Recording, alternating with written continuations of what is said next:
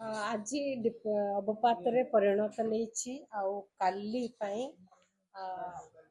गभीर अवपात हबार संभावना रही बात्या रे परिणत होबार संभावना रही 28 तारीख रे आमर राज्य रे किछि किछि स्थान रे वर्षा रहिबो बहुत सारा अधिकांश स्थान रे वर्षा रहिबो ता सहित प्रबल अति प्रबल अत्यंत प्रबल वर्षा मध्य रहिबार संभावना रही। जदि देखिबा 27 तारीख रे राज्य रे अनेक स्थान रे हल्का मध्यम वर्षा हेबा सहित प्रबल अति प्रबल वर्षा हेबार संभावना रही। कोरापुट मालकानगिरी नवरंगपुर कलाहांडी कंधमाल गंजाम गजपति एवं रायगड़ा जिले में ता सहित ता पाखापाखी जिला गुड़िक प्रबल वर्षा हेबार संभावना रही।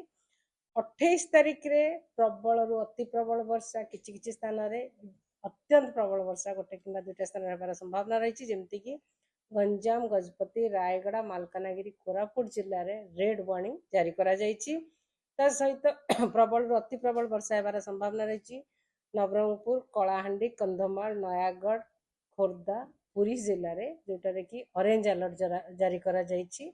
ता सहित ता पाखापाखी जिला गुड़िक येलो अलर्ट भी जारी करा जायछि। 29 तारीख रे मध्य प्रबल अति प्रबल वर्षा किछि किछि स्थान रे हेबा सहित अत्यंत प्रबल वर्षा हेबार संभावना रही गोटे कि दुईटा स्थान रे जेमति कि मालकानगिरी कोरापुट रायगड़ा नवरंगपुर एवं कलाहांडी जिले में प्रबल अति प्रबल वर्षा आमर बलांगीर नवरंगपुर बलांगीर नुआपड़ा जाज बौद्ध कंधमाल गंजाम जिले में रहिबार संभावना रही। ता सहित ता पाखापाखी जिला गुड़िक प्रबल वर्षा रहिबार संभावना रही।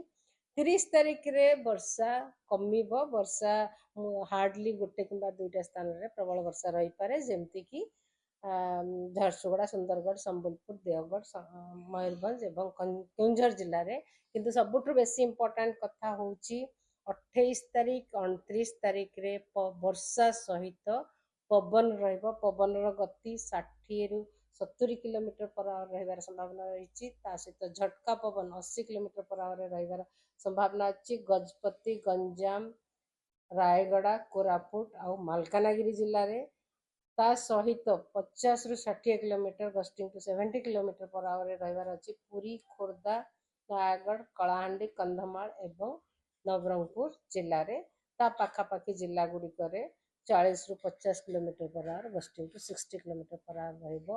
28 29 तारीख रे आउ 30 तारीख रे 28 तारीख रे और 29 तारीख रे 27 तारीख रे भी किछि किछि उपकूलवर्ती अंचल जिले में पवन रहिबो 30 रु 40 kilometre gusting to 50 kilometre per hour. Warning रही समुद्र अशांत रु अत्यंत अशांत रहिबो आमर 26 तारीख संध्या 27 तारीख संध्या पर्यंत ता परवर्ती टाइम रे 28 तारीख 29 तारीख बेलू समुद्र कंडीशन आहरी अधिका खराब हम से मत्स्यजीवी मानक बारण करा समुद्र भितर को न जावाई 26 तारीख।